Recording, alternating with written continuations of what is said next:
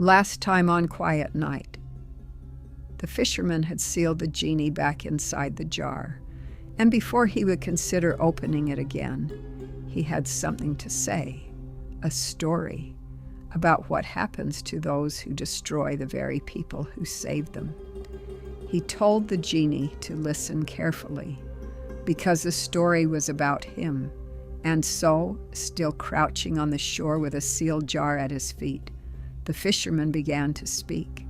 And on that same night, in the palace, Scheherazade told the Sultan exactly what the fisherman said. This is the story of the Greek king, and the physician who saved his life, and the vizir who could not forgive either of them for it. In the Persian city of Zuman, there lived a Greek king who had been suffering from leprosy for years. Every physician in the land had tried. Every remedy, every treatment, every ointment and medicine that learning could produce had been brought to him. None of it had worked. His body remained marked. His physicians remained helpless, and the king had slowly stopped expecting anything different. Then Douban arrived. He was not an ordinary physician. He was learned in languages, deeply versed in the knowledge of herbs and medicines, and widely read in the sciences of both the Greeks and the Arabs. He had studied everything that had been written, and then gone further, working out things for himself that no one had written yet. When news of the king's condition reached him, he dressed in his finest robe and presented himself at the palace. Sire, I know that every physician before me has failed to cure you, but I give you my word, I will cure you, without a single medicine to swallow, without a single ointment or treatment applied to your skin. One procedure, done once, and you will be restored.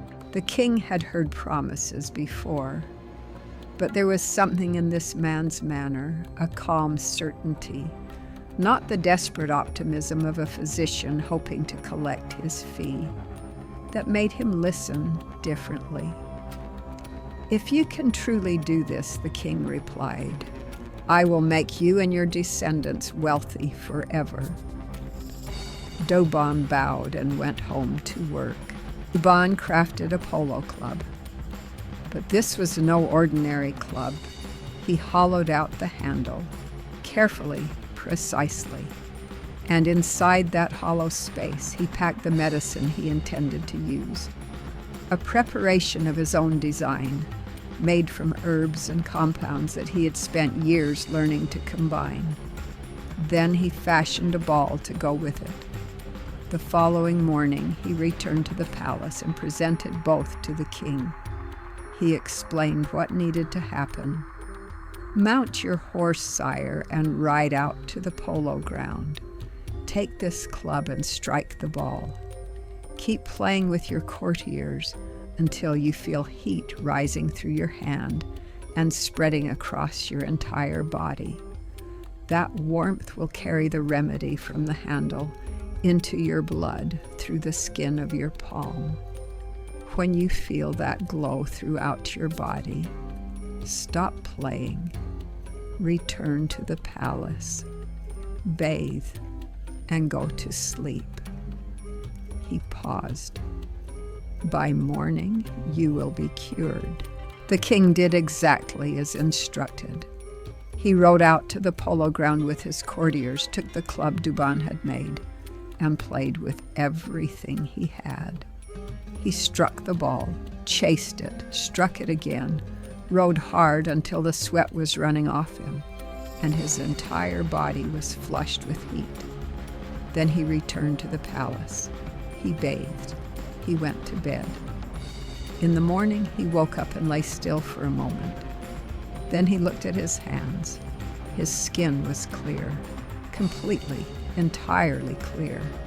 The leprosy, every mark of it, was gone. He walked into his audience chamber, and his courtiers, who had been watching and hoping in silence for years, erupted with joy at the sight of him. Word spread through the palace in minutes. The physician had done what no one else had managed. He had done it in a single night, and he had done it without a single medicine, exactly as he had promised. When Douban entered the hall that morning, the king rose from his throne, rose to honor a physician, and seated him beside himself in front of the entire court. That evening he presented Douban with a long, richly embroidered robe of state and 2,000 gold sequins. In the days that followed, the gifts and favors kept coming. The king could not do enough. Every morning brought a new mark of honor, a new demonstration of gratitude. Douban had given the king back his body, his dignity, his future. And the king intended to spend the rest of his reign making sure Douban knew it. For a little while, everything was exactly as it should have been. Then the vizier began to watch. The king had a grand vizier. He was a deeply unpleasant man, greedy, envious, and quietly dangerous in the particular way of someone with enough intelligence to be harmful and enough patience to wait for the right moment. Watching the king pour affection and wealth onto Douban every single day, the vizier felt each new gift like a wound. He had served this king for years. He had bent himself to this king's will, flattered this king's moods, navigated this king's court. And in all that time, he had never received the kind of open, unstinting gratitude that this physician had earned in a single night. The vizier decided that Douban had to go. He requested a private audience.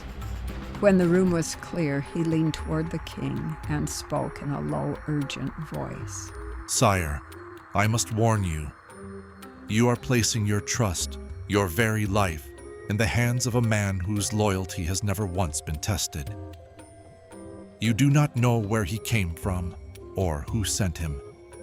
How do you know this physician is not a spy? How do you know he did not come here disguised as a healer with the intention of getting close enough to kill you? You have already allowed him to touch your body. The danger may already be inside you." The king frowned. He was not yet persuaded, but the vizier had planted something, and both of them knew it. "I am certain this man is loyal and virtuous," the king said. "If he wanted me dead, why would he have cured me? Stop speaking against him. I can see exactly what this is. You are jealous of him.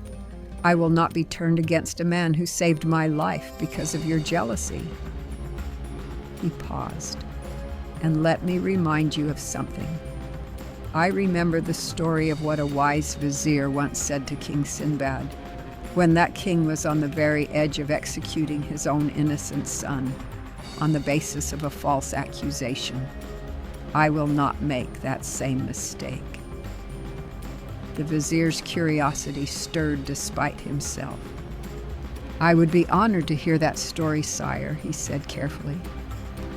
The king replied, "That vizier told King Sinbad that one should never take a single voice's word as the whole truth, especially when that voice has something to gain from the verdict.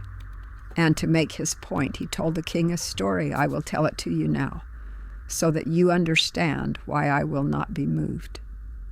And the king began.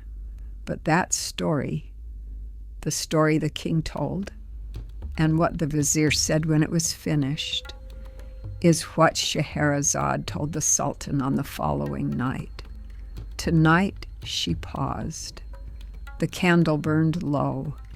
The Sultan lay in the dark, and he did not reach for the blade.